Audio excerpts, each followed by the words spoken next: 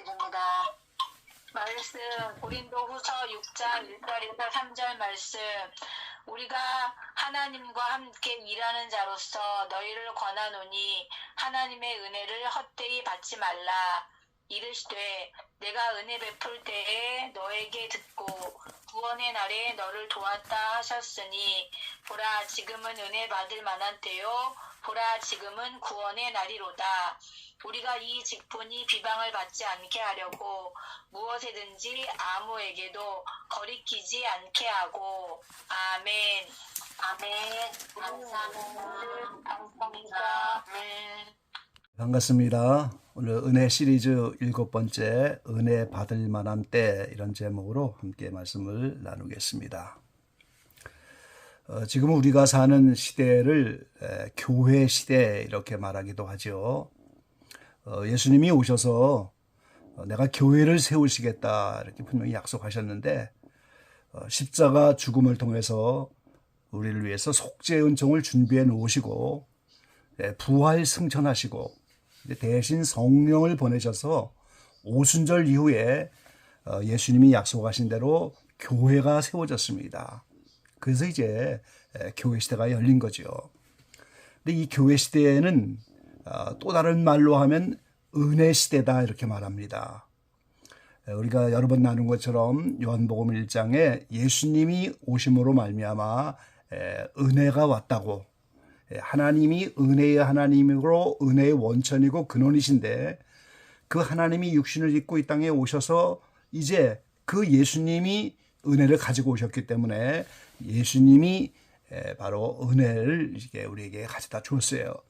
그래서 오순절 이후로 교회 시대, 그때부터 은혜 시대가 열려갖고 예수님이 다시 오실 때까지, 그거를 이제 우리가 교회 시대 또는 은혜 시대 이렇게 말하고 있죠.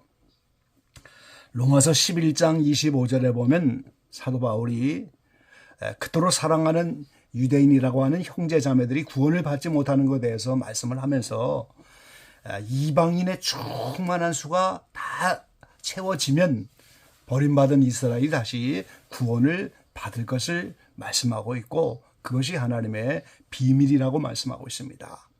그래서 이 교회 시대, 은혜 시대, 예수님이 오셔서 교회를 세우고 다시 오실 때까지 이방인을 구원하고자 하는 은혜 시대, 이거를 교회 시대 이렇게 말한다는 거죠.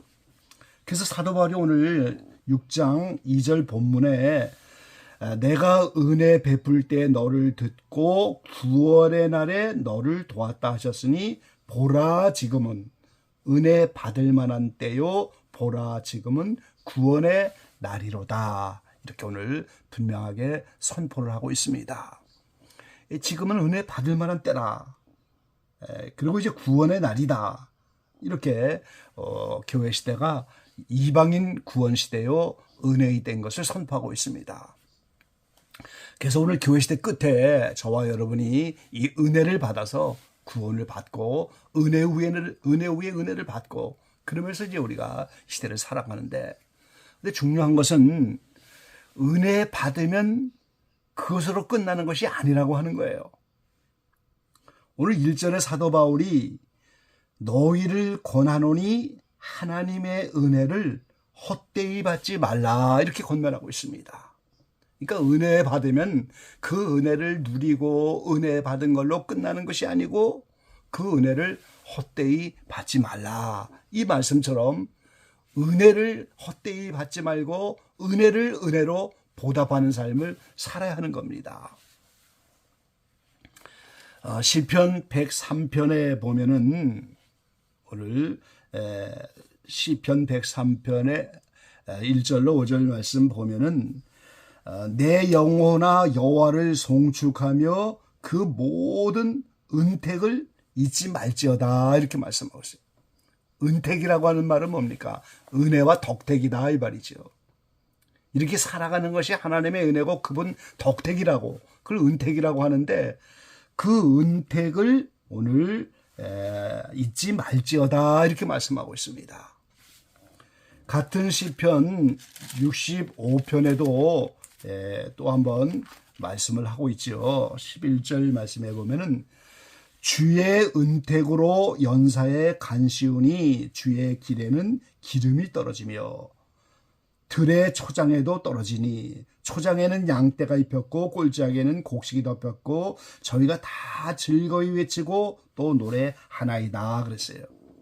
이 하나님이 1년 내내 밭고랑에 이렇게 물을 넉넉하게 대주시고 단비를 주시고 햇빛을 주시고 그래서 들의 초장에도 기쁨이 산에도 기쁨이 양떼가 입히고 곡식이 덮여서 다 즐거워하고 노래하며 외치는데 이게 주의 은택이다 이 말이에요. 그러니까 하나님의 은택이 아니면 오늘 우리가 소산물이 어디서 나오겠어요? 양떼가 어디서 나옵니까?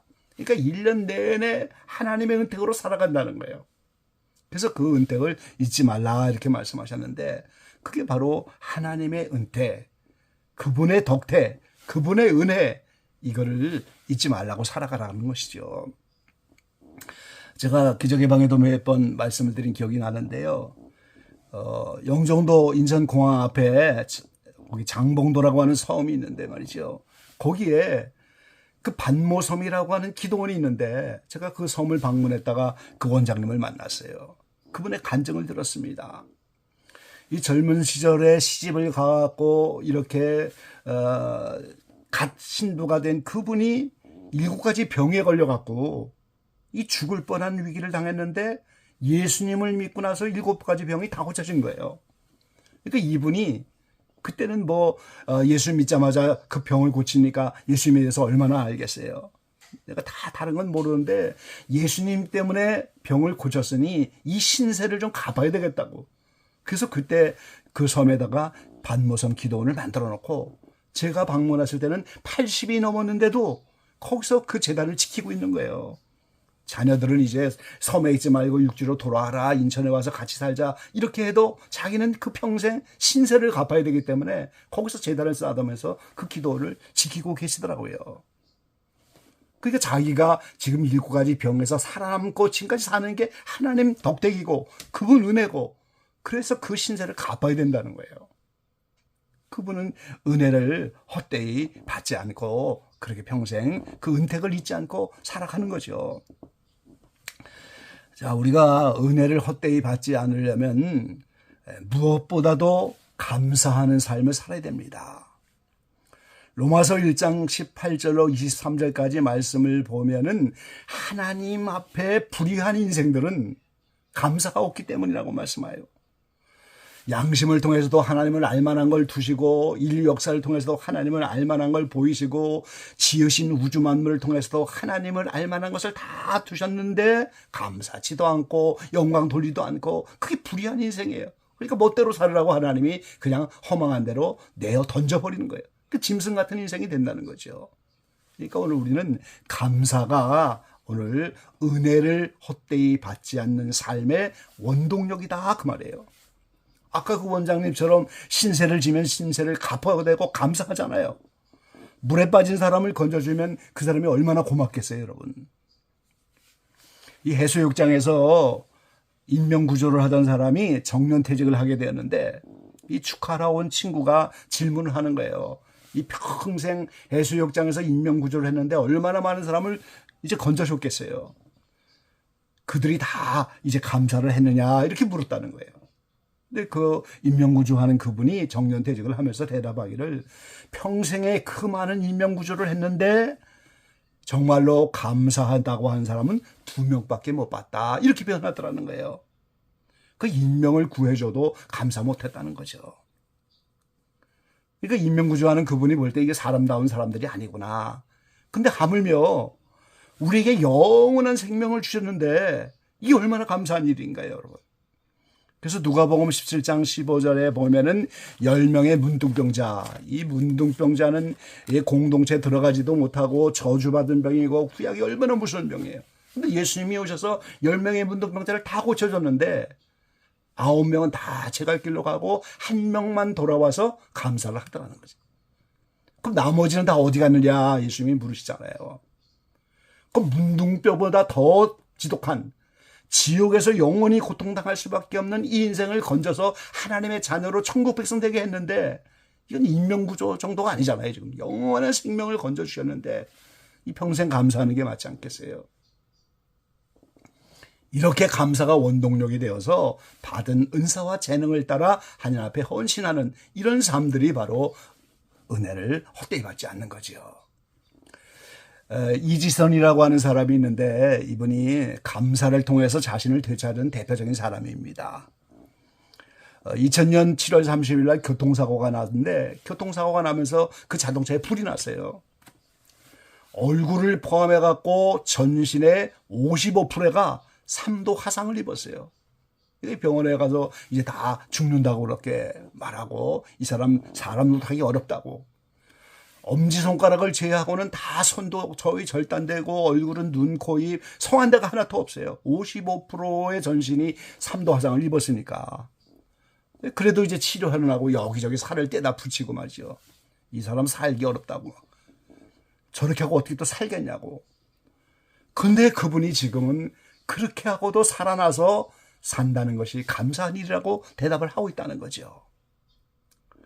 어떤 때는 그나마 움직일 수 있는 발가락으로 몸에 연결된 호수를 다 빼어서 자살을 시도하기도 하고 말이죠.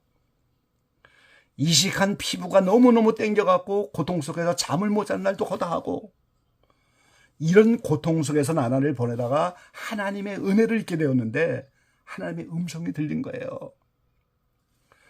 지선아, 내 사랑하는 딸아, 내가 너를 세상 가운데 세우리라. 아프고 병든 자들에게 희망의 메시지가 되게 하리라. 그렇게 말씀하셨어요. 그래서 주님의 이 음성을 듣고 나서 한 형제를 만나게 된 겁니다. 그 형제는 어머니가 식물인간이 되어서 5년 동안 아무 반응이 없이 누워만 계시는데 이 어머니를 하나님의 은혜로 극진하게 간호하고 있던 그런 청년이에요. 언제 일어날지 알 수 없는 어머니를 5년 동안 이렇게 간호하면서 어머니와 함께 할 수 있음에 매 순간에 감사했다는 거예요. 그런 어머니지만 자신이 어머니에게 무언가 해줄 수 있는 그 일에 감사하며 살더라는 거예요. 이런 청년을 통해서 이지선 자매님은 감사가 무엇인지 새로운 영적인 눈을 뜨게 된 거예요. 아, 저것이 감사구나. 5년간 식물인간이 된 어머니를 내가 헌신할 수 있는 것에 감사하고 그래도 그런 어머니를 볼 수 있는 것에 감사하고 그러면서 좋은 환경에서 누군든 감사를 못하겠느냐. 그래서 오늘 이지선 자매가 하나님의 음성 듣고 그 청년을 만나고 나서 내가 이런 환경이지만 감사해야 되겠구나. 그래서 예수를 믿고 이제는 감사한 삶을 살기 시작했다는 거예요. 만약에 사고 후에 절망 속에서 원망불평만 한다면 그 인생이 거기서 멈췄겠죠. 그런데 이제는 그런 가운데도 감사를 통하여 새로운 인생을 꿈꾸는 거예요. 주님이 말씀하신 것처럼 이제 연약하고 고통 가운데 이런 인생에게 하나의 메신저가 되겠다 하신 것처럼 고통 속에 잠겨있는 사람들을 상담해주는 상담 치료사가 돼야 되겠구나. 그래서 이분은 상담 치료사가 되면서 제2 인생을 준비한 거예요, 지금. 이게 바로 감사를 통한 은혜를 헛되이 받지 않는 삶의 길인 거죠. 오늘 저와 여러분은 하나님께 다시 한번 감사하시기 바랍니다. 우리가 구약시대에 살았다면 예수님을 만날 수 있겠어요? 이 시대에 예수님을 만나게 하고 하나님의 자녀가 되게 하고 나름대로 필요한 의식주를 공급해 주시고 가족을 주시고 교회를 주시고 공동체를 주시고 또 기적요랑에 와서 이렇게 함께 기도의 용사로 기도할 수 있게 하고 이 모든 환경들이 전부 나를 구속하신 그분의 은혜고 그 은혜 위에 은혜를 계속 덧입혀 주시는 거잖아요. 그러니까 오늘 은혜를 헛되이 받지 않는 삶이라고 하는 것은 나의 모든 삶의 이 은혜를 감사로 받아들여서 그 감사를 원동력으로 해갖고 각자 받은 은사와 재능을 따라 주님 앞에 헌신하며 나가는 겁니다. 예수 그리스도께서 우리를 위해서 십자가에서 죽으셨으니 너희도 형제 자매를 위해서 죽는 것이 마땅하지 않느냐.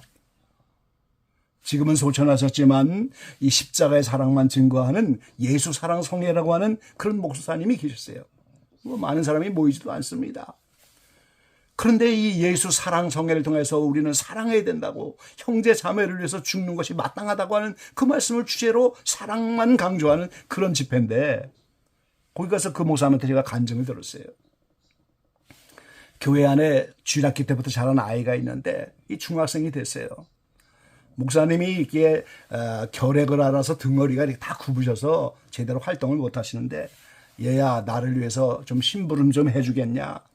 그래서 돈을 줘갖고 물건을 사왔는데 이 잔돈이 많이 남았어요.